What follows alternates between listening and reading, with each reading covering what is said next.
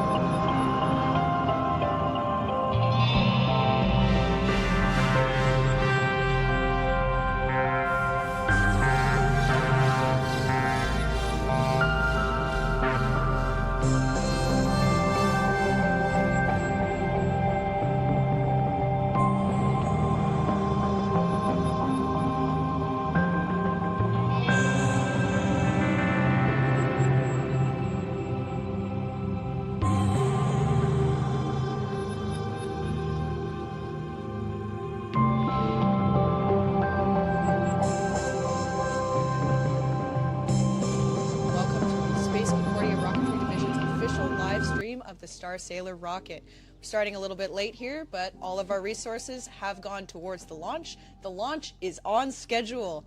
Thank you for joining us so early in the morning. We're coming to you live from Aiuichi, a few hours north of Mistissini, Quebec. My name is Hannah Jack Halcrow. I am a Gina Cody Aerospace Engineering alumna, and I was also president of Space Concordia during the years of 2018 to 2020. I was also part of the Camera Bay subdivision on this team as part of my capstone. I will be your English host for today. Bon matin à tous et à toutes et bienvenue au live stream officiel de Space Concordia Rocketry Division et du lancement de notre fusée Starsailor. Nous sommes en direct de Aiuichi, à quelques heures au nord de Mistissini, Québec. Je m'appelle Alice, je suis une étudiante en génie aérospatial à l'Université de Concordia et aussi la Business Development Lead de la division de Rocketry. Et je vais être votre hôte francophone aujourd'hui. So again, thank you everyone so much for joining so early in the morning for this special occasion. We are here to bring you behind the scenes of this quadruple historic moment. We are the first student space launch to be approved by Transport Canada, the first student-built liquid rocket engine to reach space, the first space launch from Canadian soil in the 21st century, and the first ever space launch in Quebec's history. Juste pour réitérer un peu, un gros merci à tous ceux qui nous joignent aujourd'hui ce matin aussitôt pour cette étape marquante pour notre projet et notre équipe. Nous sommes ici aujourd'hui pour vous faire découvrir les coulisses de ce quadruple moment historique. Donc le premier lancement spatial étudiant approuvé par Transport Canada, la première fusée liquide construite par des étudiants à être lancée dans l'espace. Le premier lancement depuis le sol canadien du 21e siècle et le premier lancement spatial de l'histoire du Québec. So, here we are at the Space Concordia Rocketry Division launch site, also called Camp Rocket Camp. It's even pinned on Google Maps, you can check it out. The rocket we are launching today is called Starsailor, which the name comes from the direct translation of the word astronaut. The rocket has been in development since 2018, so 7 years. This launch is a culmination of over 700 students' work over that 7-year period. The target altitude of the rocket is 128 kilometers, which is 420,000 feet, which would be about 18 times the current liquid rocket student record. This target altitude passes the Kármán line, which is 100 kilometers in altitude, which is one of the accepted boundaries of space. So we really are going to space. Our estimated flight time this morning is 21 minutes. We aim to launch at 5 a.m., which is in just over half an hour. We are currently loading liquid oxygen into the rocket. We'll explain more about that later. And that will continue right up to launch around 5 in the morning. Until then, we will be giving you a little bit of background and walking you through the development, parts of the rocket, and our mission. Donc, pour résumer ce que Anna vient juste de dire, nous sommes présentement au site de lancement de la division Rocketry du club Space Concordia, qui s'appelle Camp Rocket Camp. Si vous êtes curieux, c'est sur Google Maps. Donc, vous pouvez aller voir et laisser un commentaire si ça vous tente. Notre fusée s'appelle Starsailor, qui est dans le fond la traduction directe en anglais du mot astronaute en grec. Et ça, c'est pour le nom. La fusée est en développement depuis 2018 et le launch est une culmination de 7 ans de travail fait par plus de 700 étudiants ce qui est juste absolument débile, en tout cas bref. En ce qui concerne notre but pour le décollage, on vise une altitude de 128 km aujourd'hui, ce qui serait environ 18 fois plus gros que le record, que le current record universitaire d'altitude pour une fusée liquide étudiante. On estime que le vol va durer environ 21 minutes ce matin et on planifie de faire le décollage entre 5h et 6h ce matin. À date, on est actuellement en train de remplir la fusée avec du carburant et tout va continuer jusqu'au décollage. On va, pendant ce temps-là, vous parler du développement du projet, des parties de la fusée et de notre mission. Perfect. Can you help me with this? Yes, sir. Oh my God. Sorry about that. Also, if you happen to hear any background chatter, we're actually stationed right in the operations room of the launch site. That chatter is very important. But before we start any more explanation, we'd like to take this time to shout out some of our wonderful sponsors and make some honorable mentions to our supporters. Oui. Puis, juste pour un peu redire ce qu'Anna vient de dire, on est présentement dans la salle d'opération. C'est pour ça que vous entendez des bruits un peu autour. C'est vraiment crucial pour la mission, donc faites juste pas tant les écouter. On va vous en parler un peu plus tard. Et juste avant de commencer, on aimerait juste faire quelques mentions à nos sponsors, ainsi que juste quelques autres mentions honorables. Exactement. So to start with, we would love to give a massive thanks to the Gina Cody School of Engineering and Computer Science. They have made an extraordinary contribution in support of this launch, and this project would truly not have been possible without their outstanding generosity. Another massive thanks to L'Entretien, whose significant sponsorship helped SC Rocketry throughout the project. The trust that you have placed in this project by giving this donation means the world to the team. You truly made this rocket possible. Next, we must absolutely thank the Cree community here in Mistissini. We could not be here without your generous hospitality. You welcomed us warmly onto your land and not only helped us with logistics, transportation, but you also built us a comfortable camp to live and work here at the launch site, which we are extremely grateful for. By the way, many thanks to ISO Energy for giving us the permission to launch on their lease. To Concordia University, you supported us throughout all of this project by the use of your facilities, with your staff supervision of rocket tests, through the empowerment of the team to conduct the mission, and in helping us find sponsors for the project. We'd like to extend a huge thank you to Automation Direct for their incredible support over all of these years. Your generous contributions of industrial hardware, ranging from copious amounts of cable spools to switches, relays, e-stops, everything we've asked for has been absolutely vital to launching and testing Starsailor systems. Their unwavering commitment to empowering student engineering has made a lasting impact, and we're truly grateful for it. Kanatha Aki, you generously provided the use of your land for engine testing. Thank you so much for that amazing help. Germac Precision, you helped us manufacture the composite engine and the supersonic flight fins. Thank you so much. To the professors at Durham College, you provided your expert skills to perform complex, difficult welds on our aluminum tanks, none of which have ever failed. Thank you for your amazing help. To Vanguard Steel, you provided thousands of rigging pieces necessary for the form and function of our launch tower. Thank you. Hammond, you provided dozens of high-quality weatherproof avionics enclosures that have performed perfectly and without fail. The team is very grateful to you. To Astos Solutions, you provided training and access to commercial flight trajectory analysis software. Without you, we would not have been able to make the analysis necessary to meet the regulatory requirements for flight. Big thanks. To M1 Composites, you have provided us with facilities, services, advice, and helped us paint the rocket. Thank you so much. Lorex, you provided us with security cameras to record our tests and keep us safe. Thank you for watching out for us. XSF, you provided us with the trusses to hold the rocket vertically on the launch tower. Without you, the launch would not be possible. LRBG Chemicals, you have provided us with advice, facilities, and material for the combustion chamber. You've also supported the combustion chamber research and development, which is amazing. Thank you. To Allied Mineral Products, Fondue Fire, You have designed and manufactured a custom thrust deflector specifically made for our vehicle and its needs. The team is really grateful for the time and effort you put into this. To all our friends at SAE Baja, thank you all for your support you gave us when we needed you most. And to all friends, families, and partners who have supported all of our members during times of late nights, long hours, early mornings, thank you so much from the bottom of our hearts.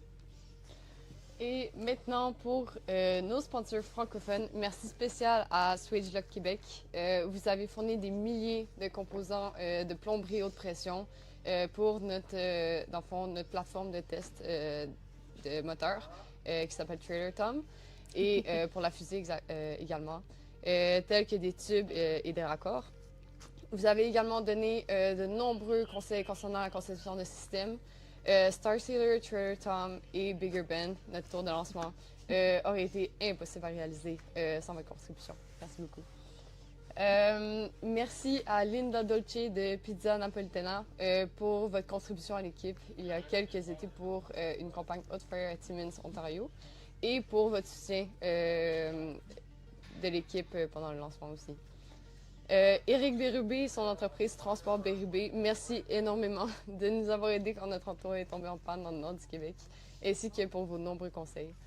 Et finalement, David Lemire, votre famille et votre plateforme d'information agricole AgriBio à Yamachiche. Vous avez fait tout votre possible pour soutenir l'équipe lors de la dernière campagne Hot Fire en décembre, ce qui nous a permis de battre un record mondial d'impulsion académique en fournissant un site pour nos tests et de l'hébergement pour notre équipe. Merci beaucoup.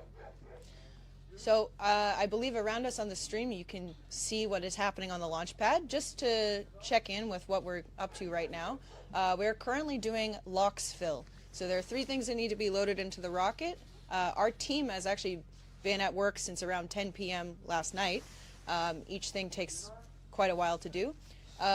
We load propellant, which is kerosene, and then a pressurant, which is helium. And right now we are loading our oxidizer, which is liquid oxygen.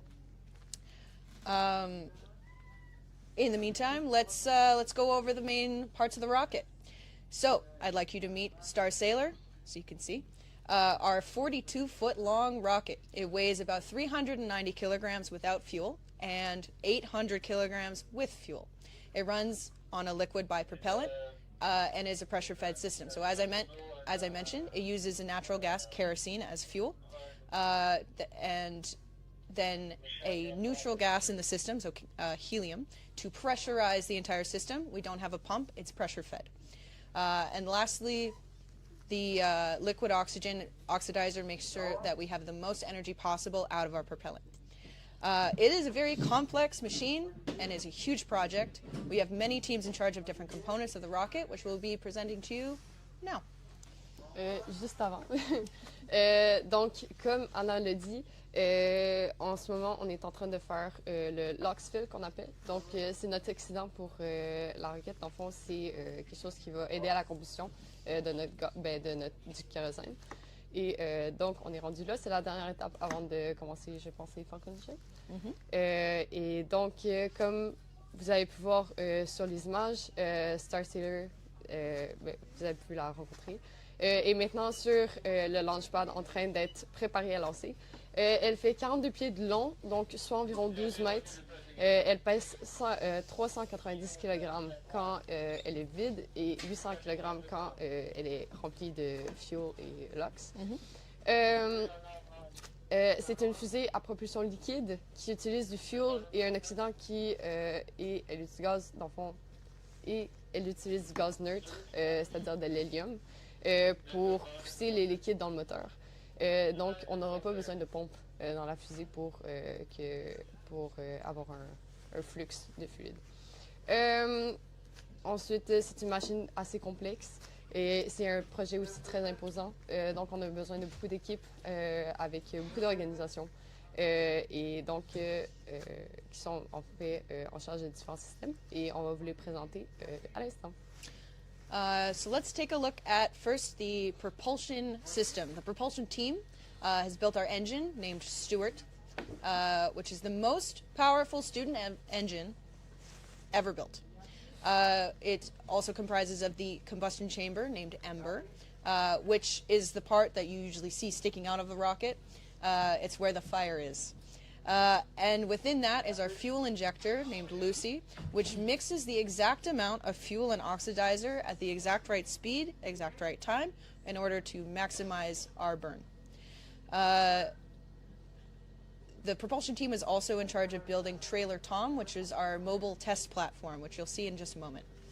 The propulsion team is in charge of everything related to the plumbing, pressurization, and the firing of the rocket. Basically anything that could go boom. Donc, notre équipe de propulsion a construit notre moteur qui s'appelle Stuart, qui est le plus puissant jamais construit par des étudiants, et ainsi que notre chambre de combustion qui s'appelle Ember, où, dans le fond, la chambre de combustion qui, dans le fond, c'est la partie où est-ce que le fuel passe, simplement. On a aussi notre injecteur Lucy, qui mélange la quantité exacte de carburant et d'oxydant à la bonne vitesse, à la bonne pression pour avoir une combustion optimisée le plus possible. Et finalement, notre plateforme de test Trailer Tom, qu'on vous a un peu... Dans le fond, juste pour tester notre moteur. Fait que c'est vraiment les projets qui sont plus... dont la division de propulsion s'occupe. Et c'est ça, donc c'est vraiment, ils sont vraiment en charge de tout ce qui est qui tient à la plomberie, la pressurisation, tout ce qui touche à la combustion aussi. Donc en gros, ils s'occupent de pas mal tout ce qui explose. Now, I believe we might have some footage of an interview that we conducted with, nope? Okay. Do we have footage of our recent hot fire? Nope, we got nothing. Awesome. Oh, well, you can check out some footage of our past hot fires on our YouTube channel, so right here. I highly recommend you check them out before launch. They are quite brilliant. What you will see there is the most recent one is a full duration engine test. So when you build a rocket, especially when you're building a rocket engine particularly, you need to test it. And then you need to test it. And then you need to test it some more. And if you think you're done testing, you do another one. There are 3 different types of tests that you can do on a rocket engine, or that we have done. The first is a cold flow. So that's simply with water. You run water through the system, you make sure that there's no leaks that water can get through, you make sure everything works, you know, kind of at a general level. The next kind of test you can do is called a cryo flow. So instead of fuel, you still use water.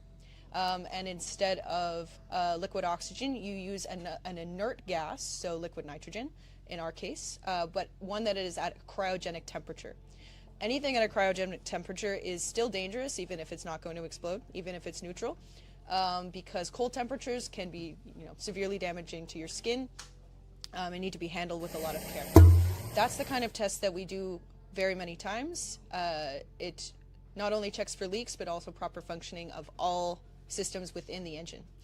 The last kind of test we do, and the most fun to watch, is called a hot fire test.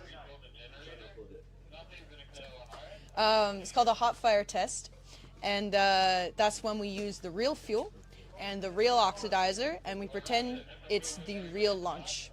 So that means all of the safety procedures are the same, and we run the engine for as long as we can.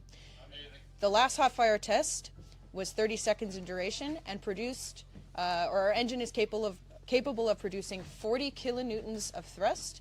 So for those at home, that's roughly what it would take to get a normal car, an average car, from 0 to 100. It would take about half a second. So it's quite a lot. Donc, pour réitérer, dans le fond, ce qu'Anna vient de dire, You go for it. Mais c'est bon. Fait que, dans le fond, pour tester le moteur, dans le fond, sur les images que vous pouvez voir sur YouTube, on a des tests moteurs qui s'appellent un Hot Fire, que vous pouvez aller voir, qui nous a valu un record du monde en décembre passé.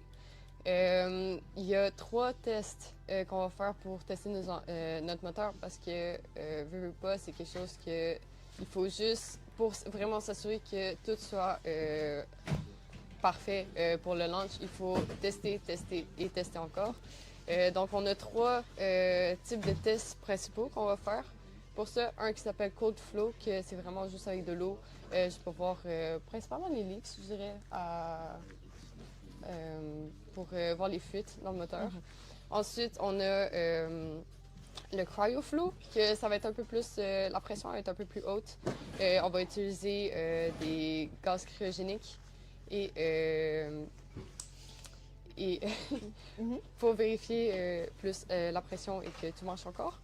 C'est pourquoi on fait des cryo qu'on appelle, c'est parce que c'est beaucoup moins dangereux aussi que les hot fire, qui est le dernier test, qui est le plus impressionnant à voir aussi. Qu'on va utiliser vraiment le gaz, ben comme pas le gaz, mais je veux dire le fuel avec nos accidents et qu'on va juste vraiment tester à nos conditions quasiment de launch. Et dans le fond, c'est ça, le dernier qu'on a fait, c'est notre moteur a dans le fond eu une puissance maximale de 40 kN. Et pour rendre ça un peu plus intuitif, c'est comme si une auto, admettons, si vous prenez votre auto, allez de 0 à 100, en moins, je veux dire, en une demi-seconde, vous êtes, c'est fait. Fait que c'est cette puissance-là. I forgot to mention that engine test broke the world student record for most powerful liquid rocket in the world. Yeah. I'm very proud of that. Yep. So let's move on to structures. Basically, the structures team. Take your time. On peut faire quoi? Sorry, we're getting mixed messages. We're gonna.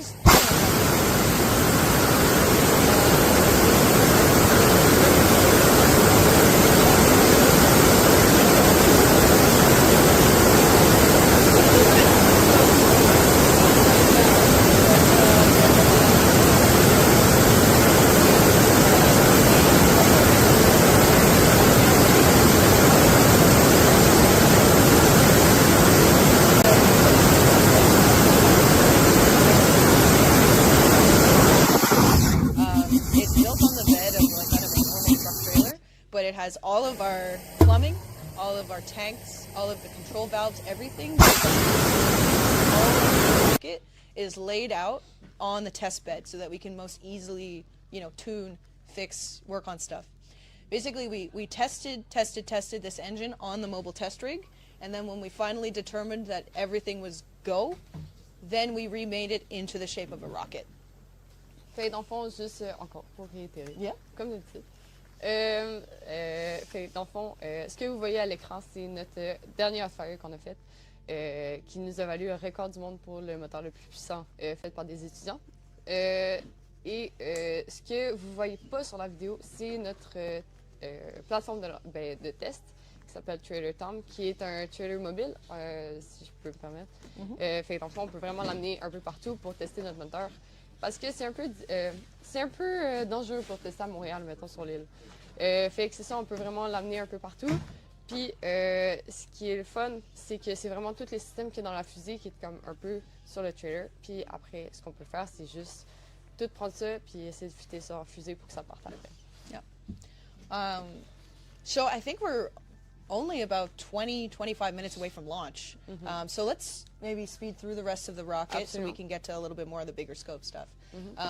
So just running through all the different subsystems, we have the structures team, build the outside of the rocket.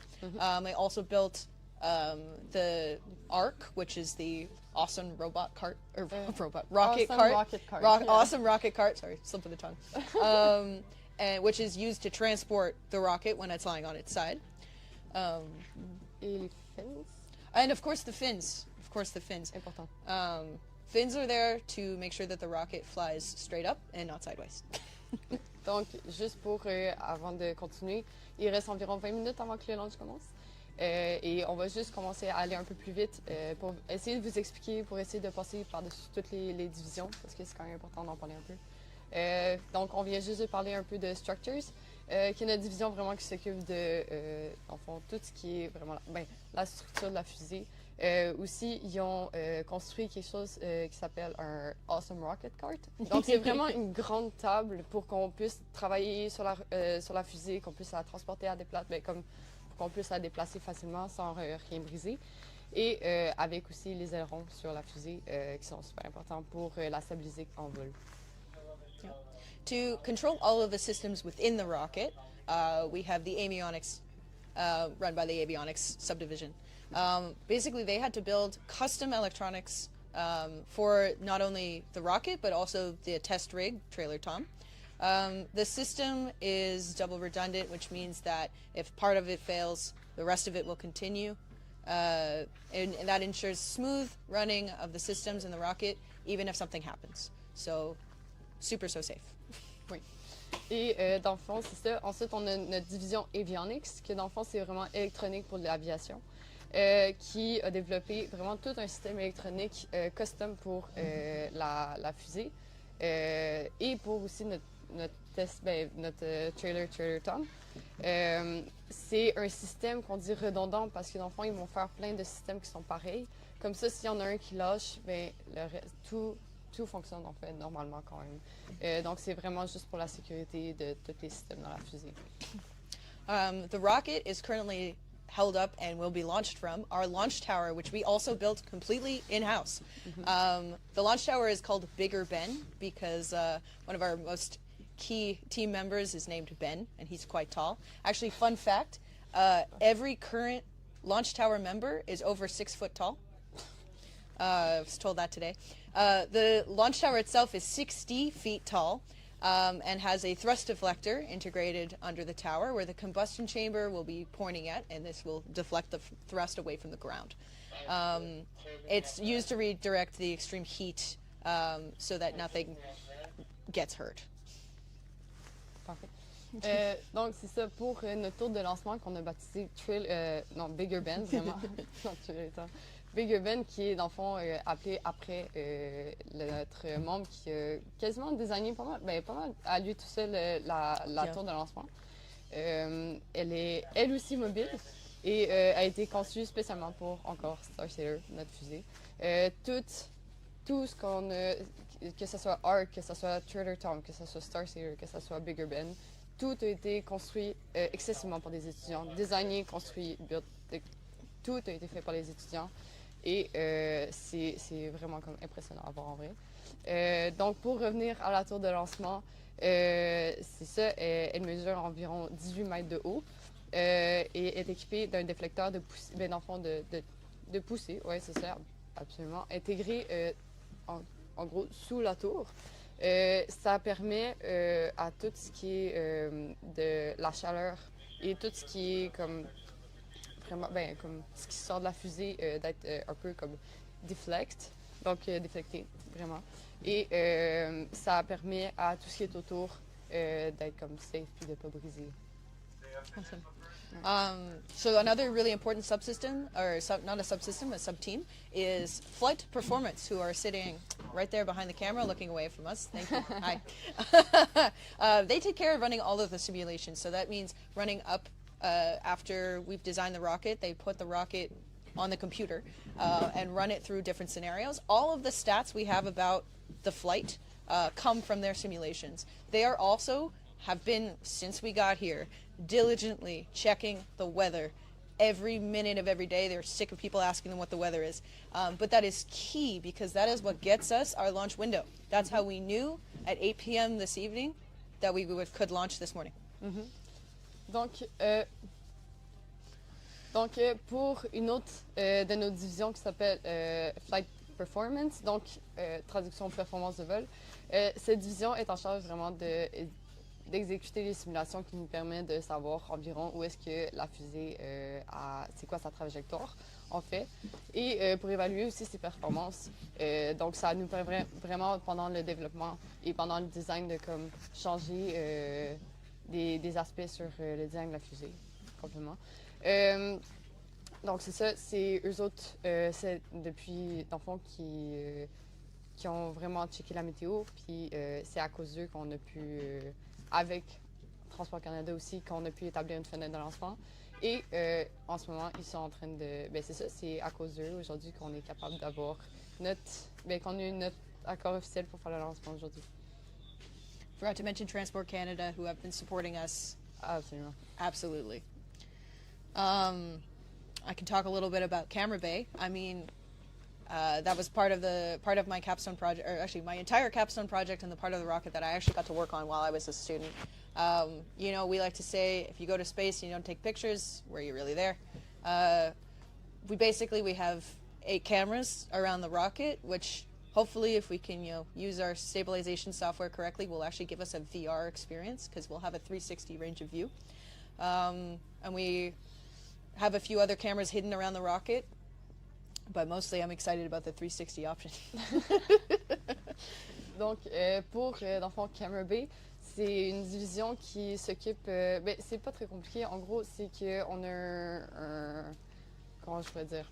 Les caméras. Pardon? Les caméras.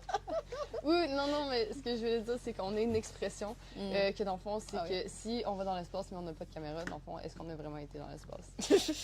Fait que, c'est juste vraiment pour... c'est que ça va être des caméras sur la fusée. Ben, c'est des caméras sur la fusée.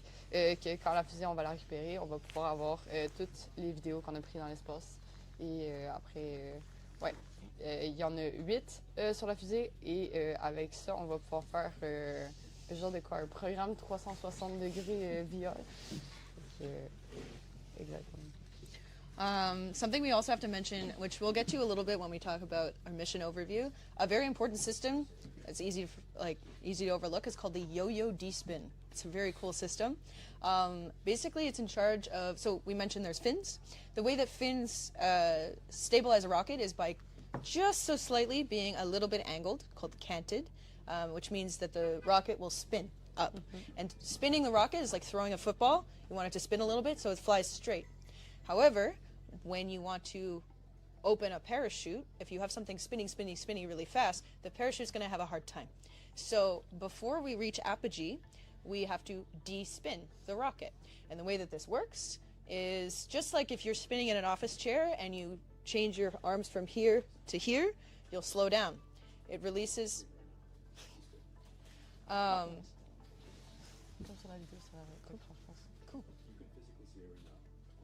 Oh, awesome. You can see the despin on the stream right now. Basically, it increases the moment of inertia so that when the rocket is spinning, it'll slow down, and then it actually cuts. It's like as if you were to cut your arms off, cuts the weights, which releases all the energy into those weights as they fly away, and the rocket will stay spinning very slowly. Fait que, dans le fond, une autre de nos divisions s'appelle Yo-Yo Despin. Dans le fond, c'est que pour permettre à la fusée d'être stable pendant le vol, elle va spinner sur elle-même à cause que les ailerons sont un peu cantés. Ce qui va faire, c'est ça qu'avec le vent, ça va commencer à tourner sur elle-même. Mais pour après la récupérer, quand elle va atterrir, elle atterrit en parachute. Et donc, quand ça spin, quand elle tourne, c'est super dangereux pour que les parachutes, dans le fond, ils s'entremêlent. Fait qu'on a un système qu'on appelle yo-yo despin seulement parce que les poids ils ressemblent à des yo-yo. Et c'est que quand on va vraiment l'activer, il y a des poids qui vont se mettre sur, qui vont comme un peu se détacher de la fusée, on pourrait dire, qui sont attachés quand même par des câbles. Mais ça fait que comme quand quelqu'un, mettons, tourne sur une chaise, enfin, qui tourne. Et si vous pouvez tester à la maison, si vous mettez vos bras comme ça, vous allez vraiment ralentir. Fait que c'est vraiment le même principe. C'est vraiment juste pour s'assurer que les parachutes se déploient bien avant la retomber.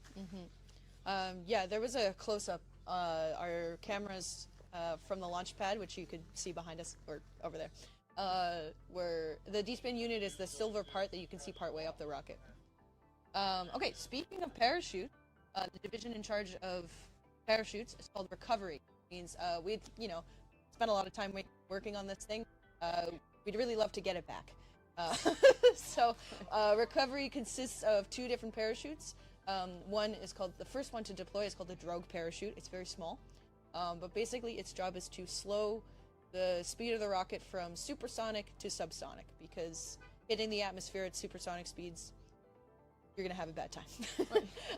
And then the main chute is what really descends it from a lower altitude to the ground, where we can hopefully find it by use of telemetry and tracking data, which is also part of the recovery system. Donc, pour notre division de récupération de la roquette, de la fusée, on va. Ben, c'est simplement parce qu'on aimerait ça comme réavoir la fusée après. Je veux dire, c'est quand même beaucoup. C'est temps de travail, tu veux réavoir ça. C'est comme. Tu veux la récupérer. Donc, ce que ça va faire, c'est qu'on a deux parachutes qui vont se déployer. Le premier qui s'appelle Drogue, que dans le fond, son but, ça va être vraiment de ralentir la fusée au maximum avant de déployer le main, qu'on appelle donc le parachute principal, qui est beaucoup plus gros, mais qui va vraiment juste faire en sorte que la fusée elle va avoir un atterrissage en And last but certainly not least, we have the safety team. They take care of operations from start to finish. They write the procedures. They make sure the procedures are being followed. And they make sure that there are safety systems in place. A safety system means even if there is a mistake, even if there is an accident, the hazards are minimized. So that's why it's all the rules and we follow them because we love our safety team. Et pour la dernière division, mais pas la moindre, c'est notre équipe de sécurité. Donc, en vrai, pour l'entièreté du projet, pardon, rien ne pourrait marcher, je veux dire, vraiment sans eux. Ils s'assurent vraiment que tout se passe comme il faut. Ils ont écrit les procédures. Ils s'assurent que les procédures sont suivies à la lettre.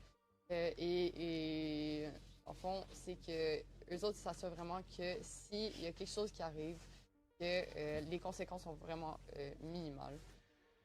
C'est important. Just to check in, if you see us shivering, it's because it's roughly 2 degrees in here. We have this beautiful structure, but it's not super insulated. Also, it's, 5 o'clock in the morning. Where are we on launch, guys? Just want to checking with ops here. 10 minutes now. Awesome. We're 3/4 through LOX loading, so that's the final loading stage. After that, we'll need to pressurize the system, which won't take very long, and then we will get our final checks, and that's going to be very exciting. So let's talk a little bit about where we are right now. Alice had the chance to actually spend time in town before we came up here to the launch site. Maybe you can tell us a little bit about that. Oui, ben dans le fond, avant de faire ça, ça pour redire dans le fond ce que Nana a dit, si vous voyez qu'on grelotte un peu, c'est parce qu'il fait vraiment genre 2 degrés live. 5 h du matin, il fait vraiment froid. En nous, c'est comme pas normal, mais en tout cas, ben oui, c'est très normal ici. Yeah. Fait que c'est ça, il fait super froid, mais c'est super le fun à date. En termes pour les opérations, on est rendu environ aux 3/4 de notre LOX fill qu'on appelle, donc de notre remplissage d'oxydant. Et après, on va avoir à pressuriser les systèmes, puis après ça va être function check et ça va être prêt pour le décollage. Avant ça, on va parler un peu de la communauté CRI, de notre engagement communautaire qu'on a fait là-bas. Est-ce qu'on voulait faire juste un recap un peu avant? Je suis pas sûre. Recap of where we are right now? Yeah, well, I don't know. No. Tell us a little bit about what you did in town. Okay. Yeah, Just a quick recap. We did. Our recap is that we. Yeah, whatever. You guys, the stream hasn't been long enough for a recap. I mean, if you are just tuning in now, we can do a little one. If you are just tuning in now, this is the Starsailor launch. We're about, I want to say 10 to 15 minutes away from launch, roughly. We'll see. Depends on how fast oxygen moves. But our target altitude is 128 kilometers, 420,000 feet, which will, be a huge stepping stone or a huge milestone for student rocketry and the highest student liquid-fueled rocket ever. And yeah, we're minutes away here. Sorry about that. Ouais, c'est correct. C'est juste pour recap. Il y a environ, c'est ça, pour le monde qui vient juste de nous rejoindre, si jamais. Donc, on est environ à 10-15 minutes du décollage. Ouais, c'est ça. On est vraiment, on veut atteindre une altitude d'environ 128 km. Et ce qui est dans le fond, ce qui va nous permettre de faire environ 4 ben, 4, voyons. J'ai perdu mes You mots. want some more coffee? Ouais, rendu là. The sun's just starting to come up here. We can actually see the launch pad from where we are. Ah, oui. Um, Mais oui, c'est ça. Donc, 4 moments historiques pour nous aujourd'hui. Donc, première, dans le fond, la fusée étudiante liquide, la première de l'histoire ou la plus. Oui, la première de l'histoire à aller en espace. Ou. Excusez-moi. Absolument. Donc, oui, exactement. Donc, premier lancement spatial approuvé, ben, étudiant approuvé par Transport Canada. Première fusée liquide construite par des étudiants à atteindre l'espace, exactement. Premier lancement spatial depuis le sol canadien du 21e siècle et le premier lancement spatial de l'histoire du Québec. Thank you. Yeah, I think we'll just we should mention again we are very welcome. We've been warmly welcomed onto Cree land here, just north of Mistissini, and we actually did get to spend some time in Mistissini with the community. Before anything, though, a huge thank you to some specific community members. Harry Kunishish and his family for building these beautiful facilities that we're in. We also have to thank Jojo and Jason Shikapi who supported us like day to day, just anything we needed, and also road maintenance to get up here. It's quite the trek, and things can block the roads very easily, and having quick access is actually like a huge safety thing. So thank you so much. And of course, Pamela McLeod, she made everything possible. She's a community leader here in Mistissini. Without her, this would not be happening. Thank you so much. Okay. Comme mentionné plus tôt, on est en ce moment à Iuichi, qui est une terre qui appartient à Henry Kunishish. Kunishish-kun et sa famille qui nous ont généreusement donné leur accord pour faire décoller Starsailor chez eux.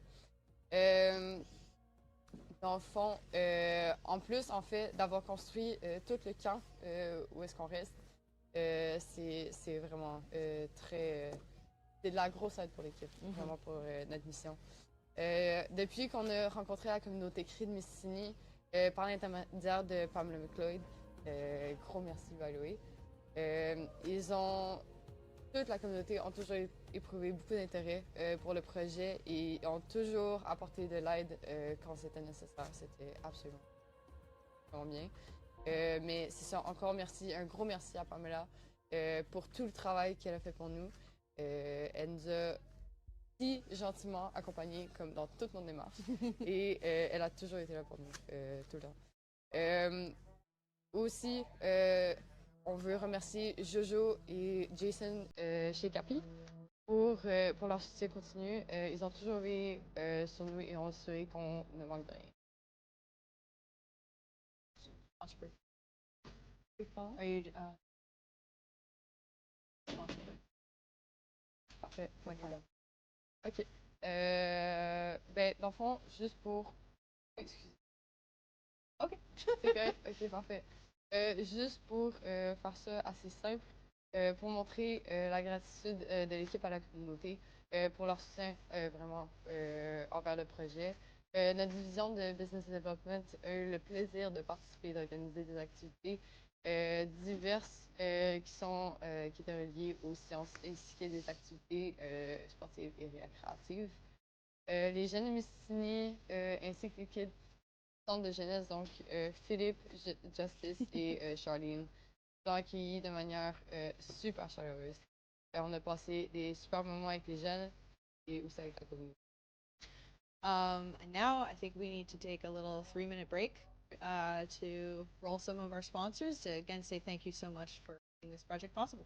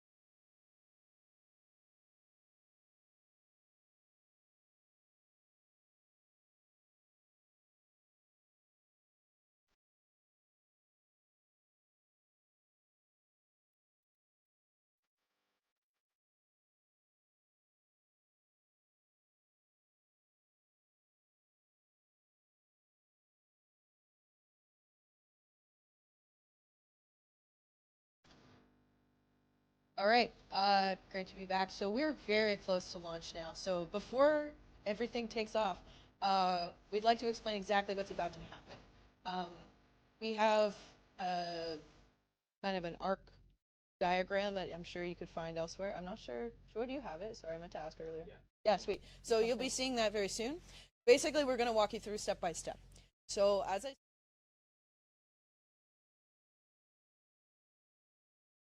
and the liquid oxidizer now for a few hours. We've been up for a few hours. And soon we will be doing the go, no go checks. So what that means is once everything's filled, which we have just hit, we're waiting for everything to pressurize, and now we have to go system by system to make sure everything's working. Then there will be a countdown, everyone's favorite part, and then ignition, where nothing moves until liftoff a few seconds later. And that is when the engine really takes off. It'll be so loud that if you stand within 5 meters of it, it will literally melt your organs. Not kidding. It is nearly the most sound you can possibly have. It's 192 decibels. It's a very, very powerful engine. Fortunately, we will all be very much farther than 5 meters away. Yeah. Isn't that nice? Then it'll go off the rail in second and a half, 2 seconds. It's going to reach max Q, which is the maximum amount of pressure that it will face during its flight, at around 23 seconds. It'll be pulling around 9 Gs at that point. And it'll be going at, Mach 3.4, so it'll have broken the sound barrier, which is roughly 4,000 kilometers an hour. Yeah. Right? And then after that, there'll be like 7 more seconds before the engine cuts out. And after that, it'll start slowing down. So the maximum speed is Mach 5.5, which is almost 7,000 kilometers an hour. So remember, car 0 to 100 in half a second. That's what it gets you when you're pointing straight up. After that, we're going to get out of the stratosphere, which is 50 kilometers of altitude. Burnout is at 20 kilometers of altitude. And then after that, remember we mentioned despin. That's when we're going to start despinning, which will be at around 66 kilometers of altitude above sea level.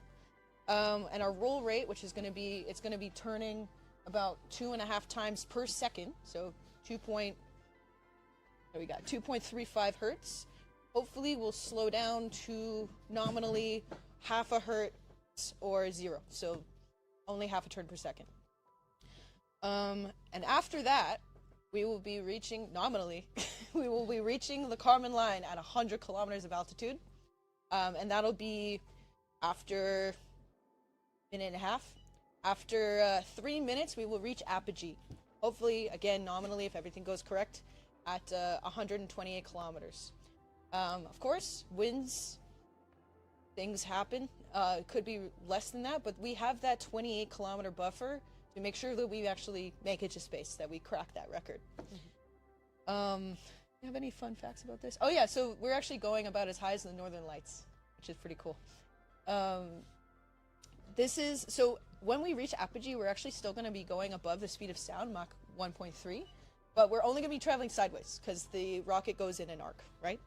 And then the drogue parachute, so the first parachute, will kick in around 100 kilometers on the way back down.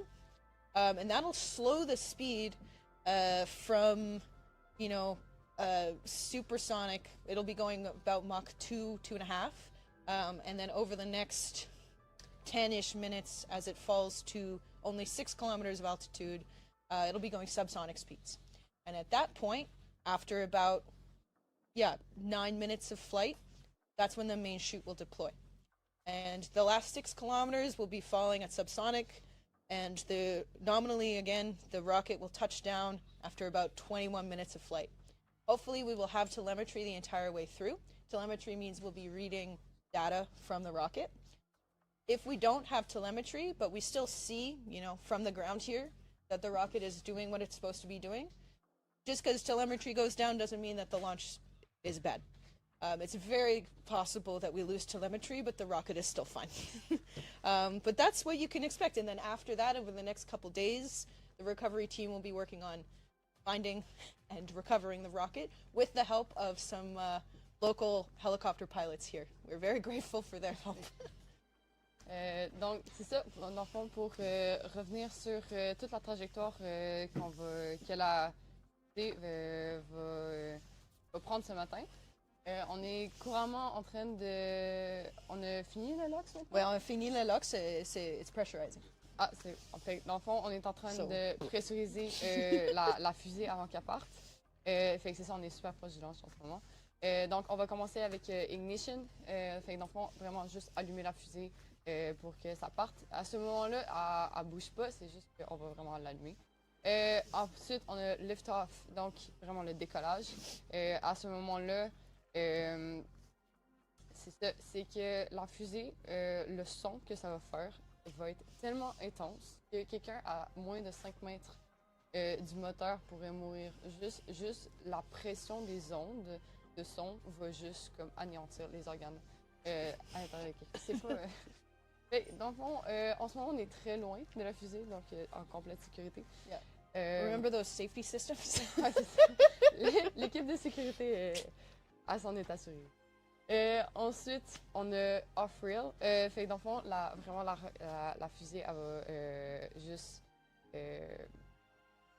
mis le mot en anglais, mais bon, en tout cas, oui, elle va partir et elle va juste clear la tour de lancement. Et ensuite, pour s'en aller à l'autre prochaine étape, dans le fond, qui s'appelle Max Q. Max Q, c'est vraiment, ça va se passer environ 23 secondes après l'allumage. C'est le moment du vol où est-ce que tout ce qui est la pression sur la fusée, tout ce qui est comme vraiment comme toutes les forces qui sont sur la fusée vont être à leur maximal. Fait que c'est là qu'elle va vraiment être sous pression. Ensuite, on va arriver à burnout. Fait que dans le fond, tout le fuel dans la fusée va être juste brûlé après 30 secondes. À ce moment-là, la fusée va aller à environ max 5.5. Fait que déjà, dans le fond, ça va faire un bout qui va être supersonique, je pense. Et, ben, un bout, c'est relatif. Fait que dans le fond, max 5.5, c'est beaucoup de km/h. C'est quoi, environ 7 000 qu'on avait dit? Oui, c'est ici. Ouais, fait que 6791 km/h. Et fait que dans le fond, tout ça va se passer à environ une altitude de 20 km. Pour ensuite aller à 66 km où est-ce qu'on va commencer à despin la fusée, donc à la faire ralentir pour s'assurer que les parachutes sont pas corrects. Donc à ce moment-là, elle va aller dans le fond, la vitesse elle va avoir baissé. Et pour ensuite qu'à 100 km, ben, dans le fond, on va passer la ligne de Karaman pour finalement se rendre à l'apogée qui est dans le fond la hauteur maximale que la fusée peut aller. Cette hauteur-là, donc on vise 128 km. La raison pourquoi on vise cette hauteur-là, c'est pour se donner vraiment un buffer qu'on appelle, donc vraiment je pourrais dire, une sécurité pour être sûr qu'on atteint le 100 km. Oui, absolument. Une assurance pour être sûr qu'on atteigne au moins la ligne de Karaman. À cette hauteur-là, la fusée devrait être environ à la hauteur des aurores boréales qu'on va danser le soir.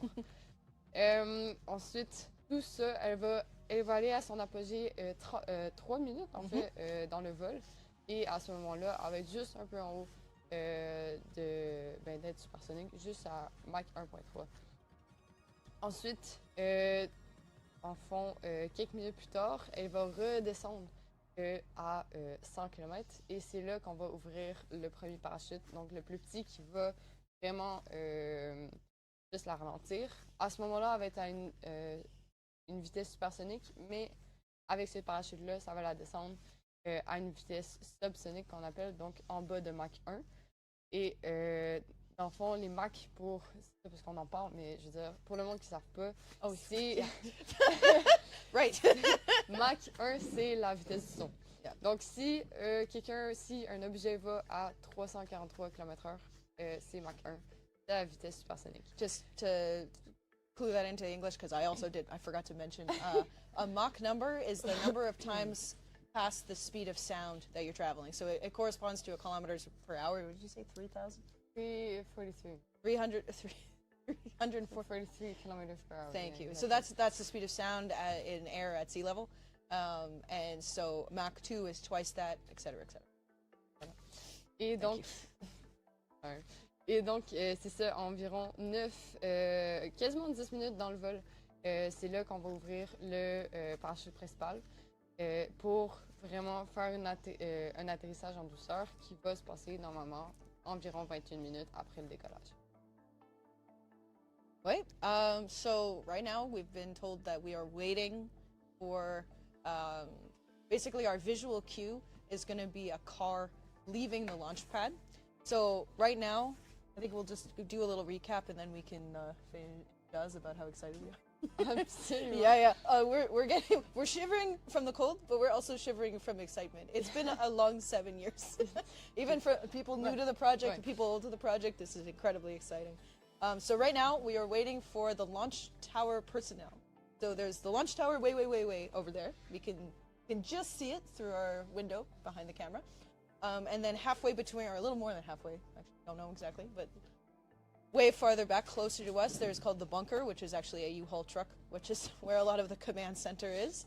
And then there's back here where we're at ops, so we can see what's happening. We have the flight performance center. So right now, there's still some crew members at the launch tower.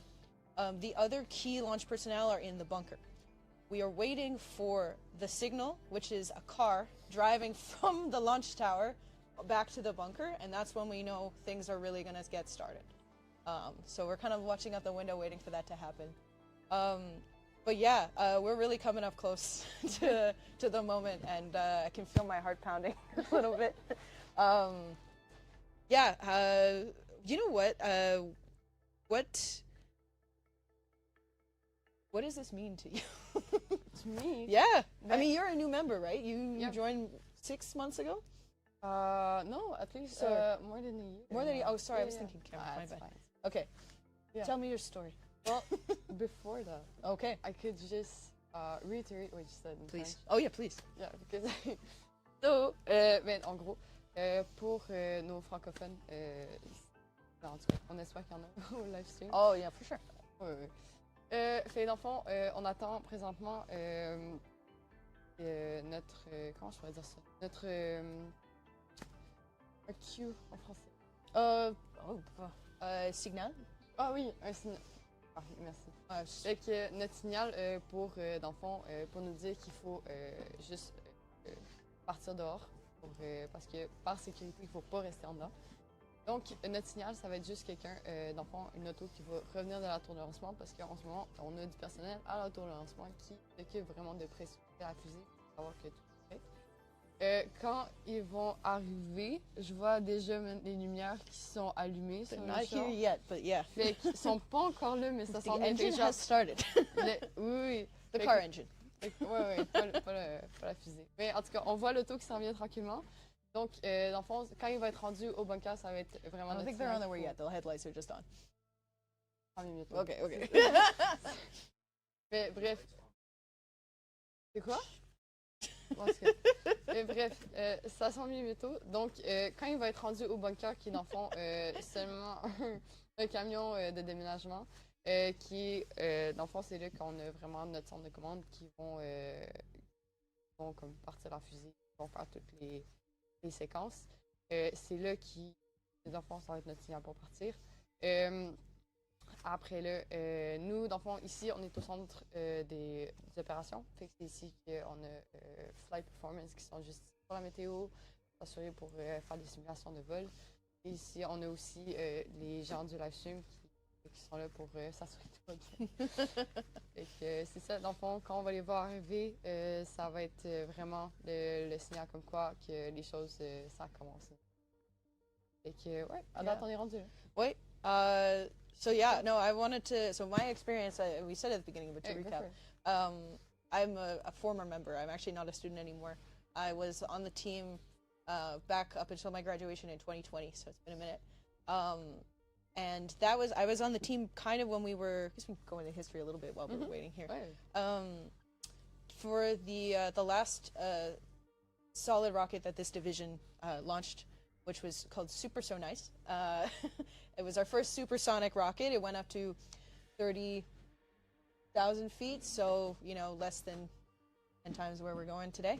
But it was really the thing that kicked off this huge kind of like the momentum of building a bigger rocket, because we won first place at IRAC Spaceport America Cup. And then after that, you know, when you build a rocket, your next thing you do is you build a bigger rocket, because that's the spirit of the engineering design. You know, it's a challenge.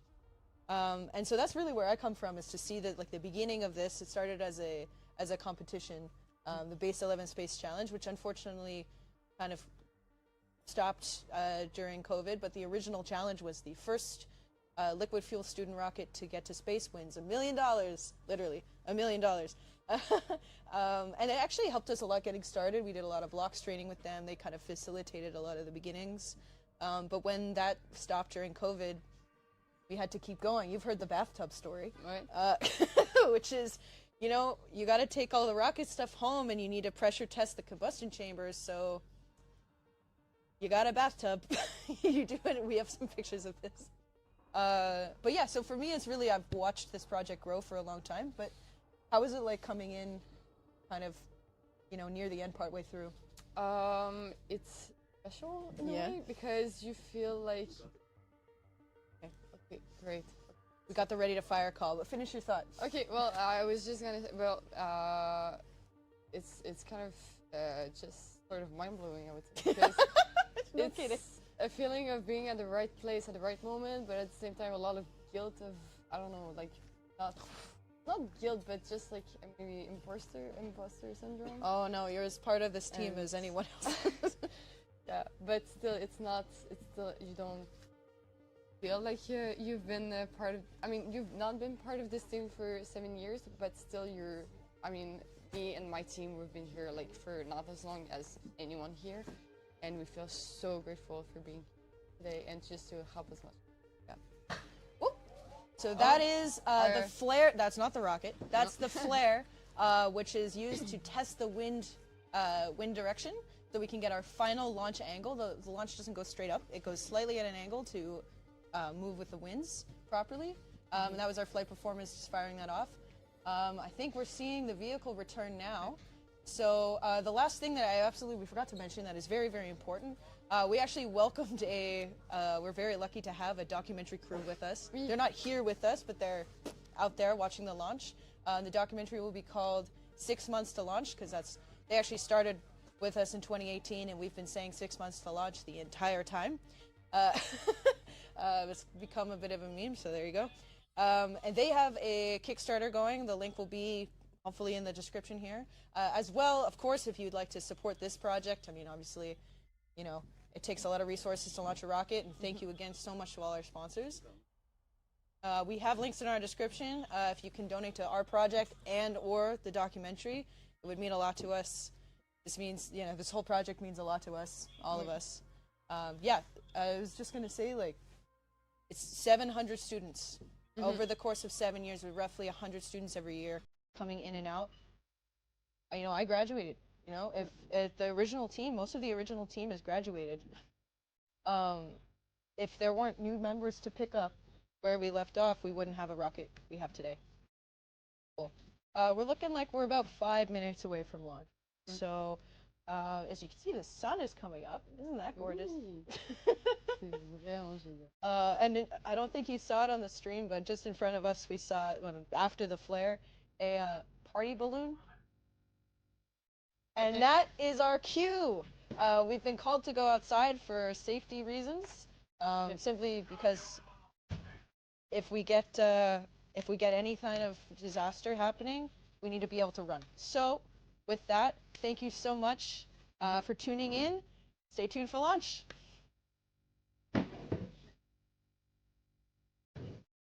Just kidding. Yep. Right.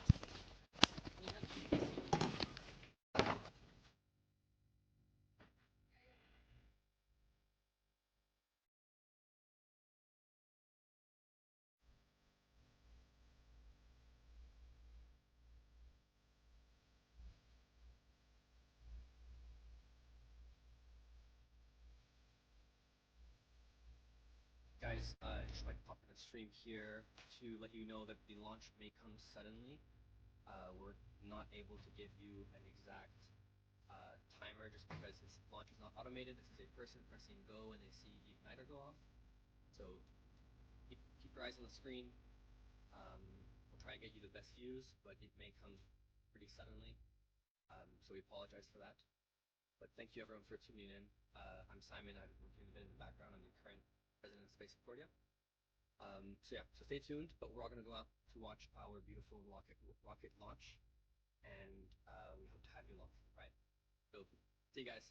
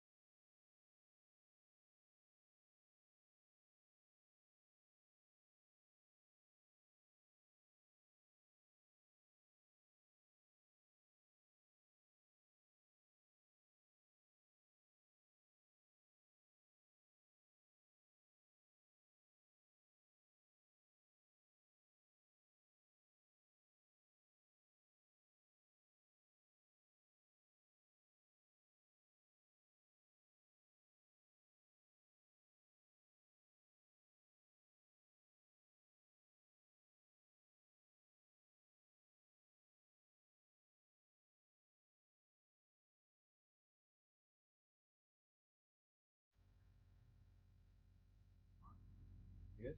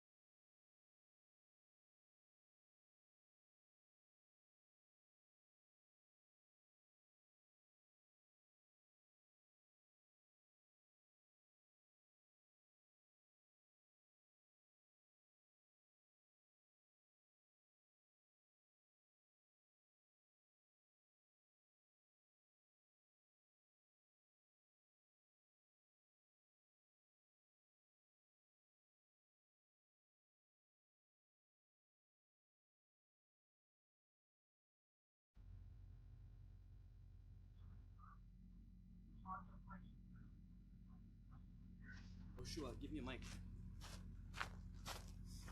It's got audio.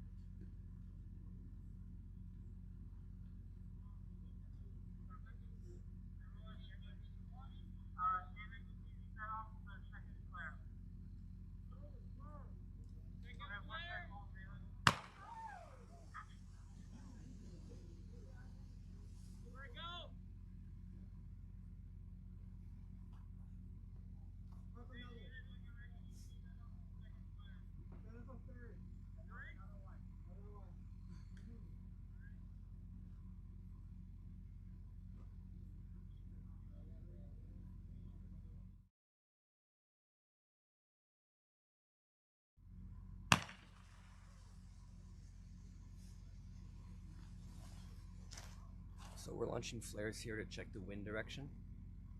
We're just a few minutes away from the launch.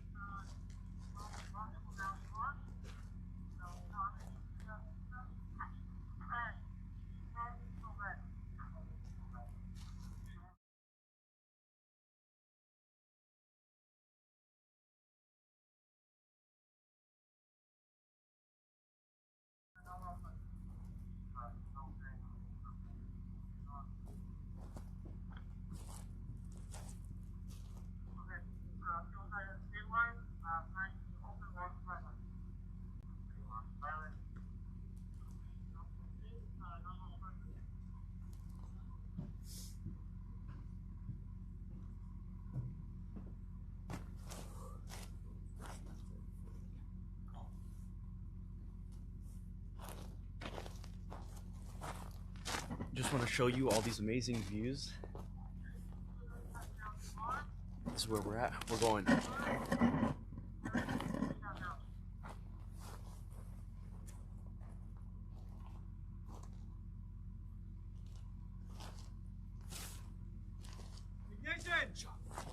We're going now. Holy shit.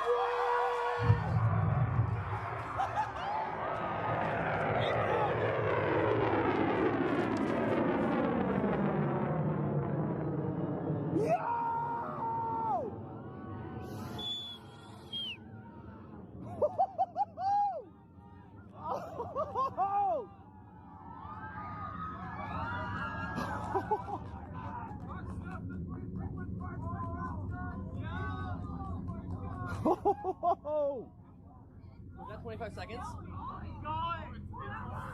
Keep point it up, point it up.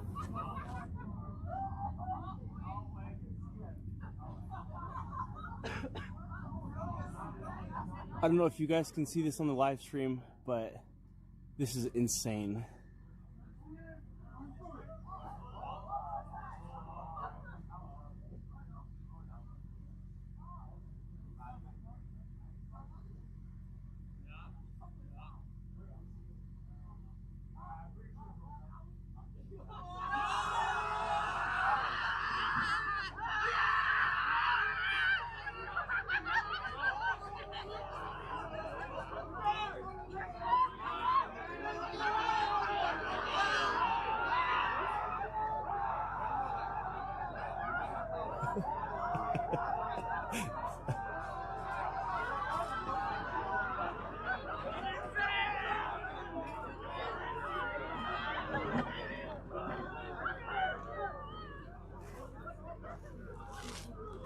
Now that was the largest student-built rocket ever flown. Pretty cool.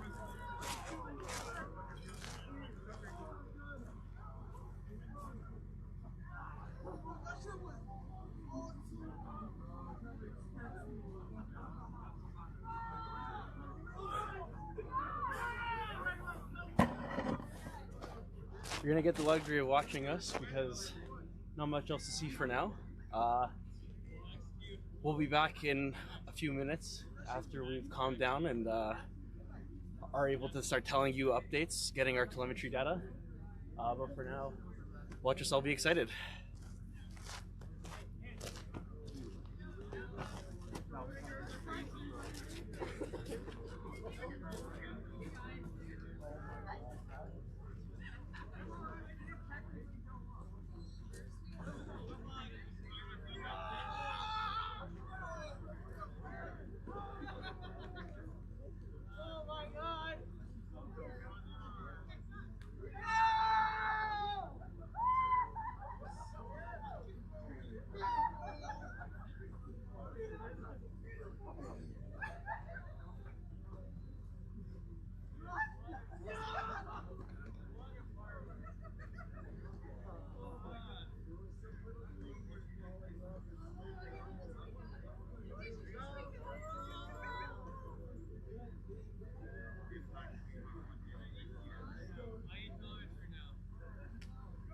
There was a call for touchdown. No, the K reported a touchdown.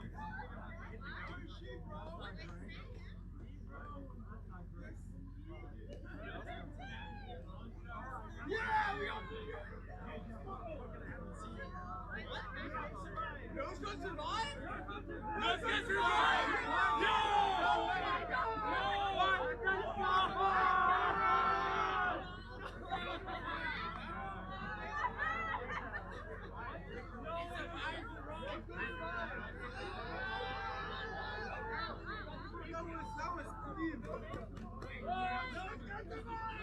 Okay,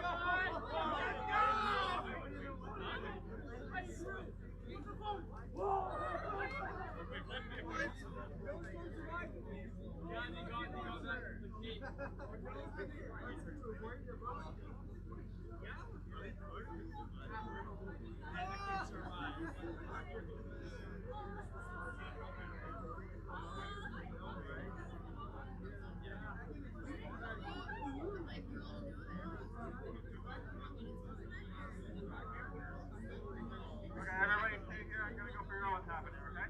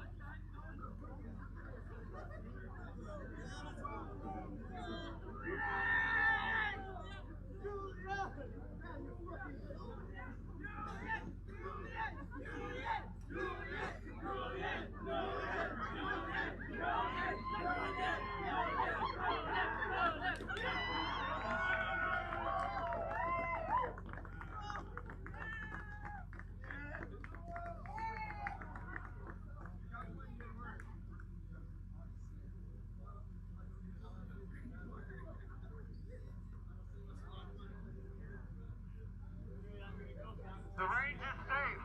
The range is safe. Please alert security team 2 on the Discord. Julian. Let's let her know to come back.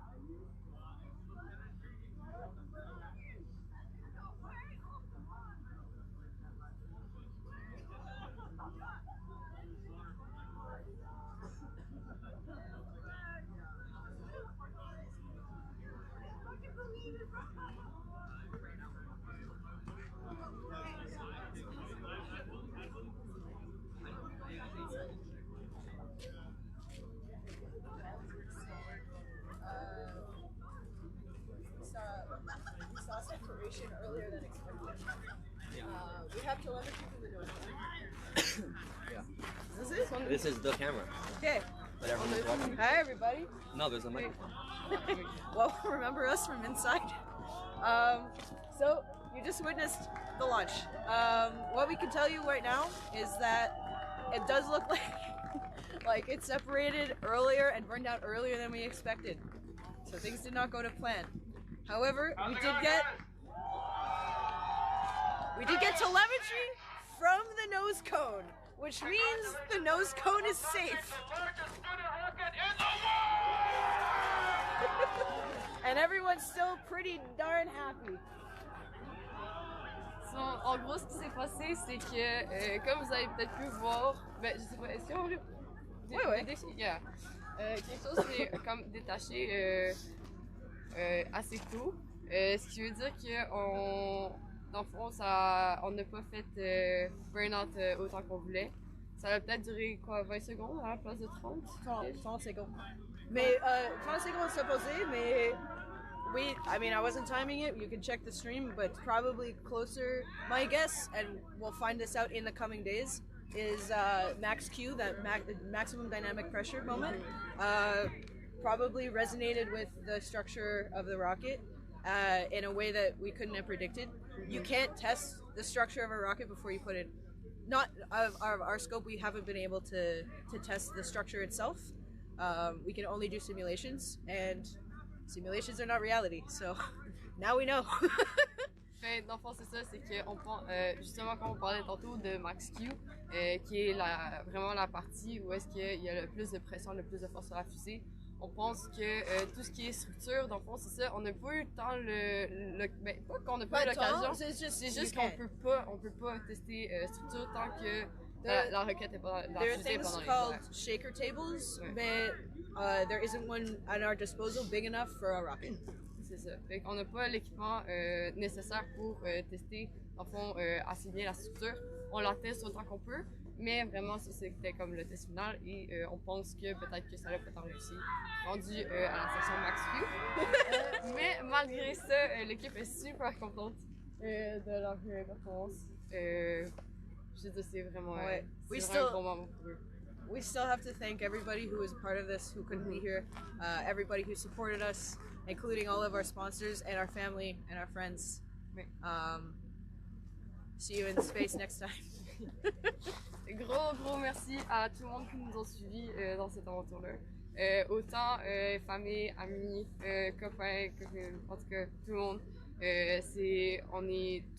Tous les membres de notre équipe sont super, sont vraiment très comme gratifiants envers ça. Et en tout cas, ça dit rendu là. Et oui, vraiment, c'est juste du gros support qu'on a eu depuis super longtemps. C'est vraiment. Oh. Everybody's crying. C'est ça. Okay. Gros merci à tout le monde pour votre support, nos sponsors, à Mistissini. Vraiment, je dirais même Transport Canada. Vraiment très bien supporté là-dedans. Puis, on va se revoir dans l'espace un jour, ça c'est sûr. All right, thank you everyone. We're gonna cut the stream here. Thanks everyone for tuning in. It's been an insane and very long journey. So yeah, we'll catch you in the next one.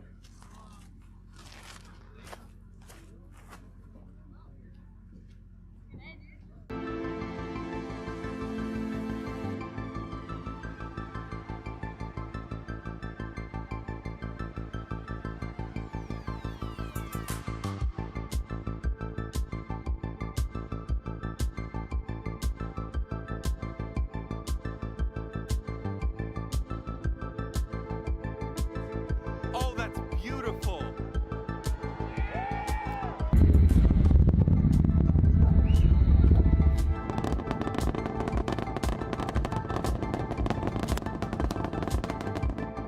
And liftoff of Crew 9. Go SpaceX, go Falcon, go NASA.